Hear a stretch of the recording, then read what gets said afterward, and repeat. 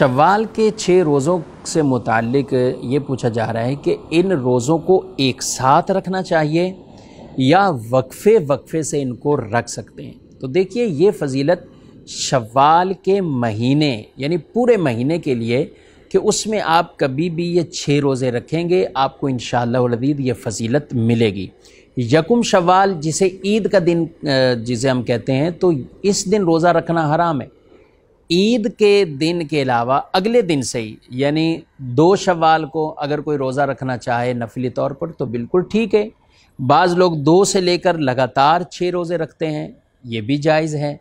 अलबत्ता ज़्यादा बेहतर ये है, फ़जीलत ये है कि अफजल काम ये है कि इसे हम वक्फ़े वक्फ़े से रखें, यानी अलग अलग करके रखें, एक साथ ना रखें। एक साथ अगर कोई शव्वाल के 6 रोज़े रखता है जायज़ है, फ़जीलत मिलेगी, लेकिन ज़्यादा अफजल वो ये है कि इनको अलग अलग करके रखें।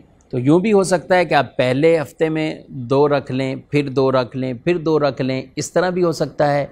या जैसे वैसे भी पीर शरीफ का रोज़ा रखना सुन्नत मुबारक है, तो आप शव्वालुल मुकर्रम के 4 पीर में आपने रोज़ा रख लिया, 7 जुमरात में रख लिया, तो इस तरह आपको फ़जीलत शव्वालुल मुकर्रम के वो रोज़ों की भी मिल जाएगी। और इस नीयत के साथ यूँ आप इन रोज़ों को आप रखिए। बाज़ लोग समझते हैं कि शायद हम अपनी क़ज़ा जो रोज़े या औरतों पर बिलखुसूस जो क़ज़ा होते हैं रोज़े, उनके अंदर शव्वाल के ये 6 रोज़े भी शामिल हो जाते हैं, तो ऐसा नहीं है। क़ज़ा रोज़े जुदा हैं, शव्वाल के जो रोज़े आपने 6 रखने हैं वो जुदा तौर पर आपने रखने हैं, वो नफली तौर पर है।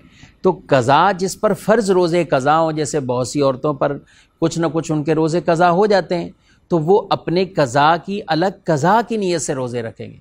जो शव्वाल के रखने वो अलग शव्वाल के नफिल की नीयत से उनको वो रखेंगे, तो फिर ही उन्हें उसकी फ़जीलत हासिल हो सकेगी। तो बहरहाल मुख्तसर ये है कि एक साथ रखें तो भी जायज़ और वक्फ़े वक्फ़े से रखें तो ये भी जायज़, और ये ज़्यादा अफजल काम है कि हम अलग अलग करके एक साथ शव्वाल के 6 रोज़े ना रखें, बल्कि अलग अलग करके इनको रखा जाए। शव्वाल के महीने में 6 रोज़े आपने पूरे कर लिए तो इंशाअल्लाह आपको वो फ़जीलत पूरी मिलेगी।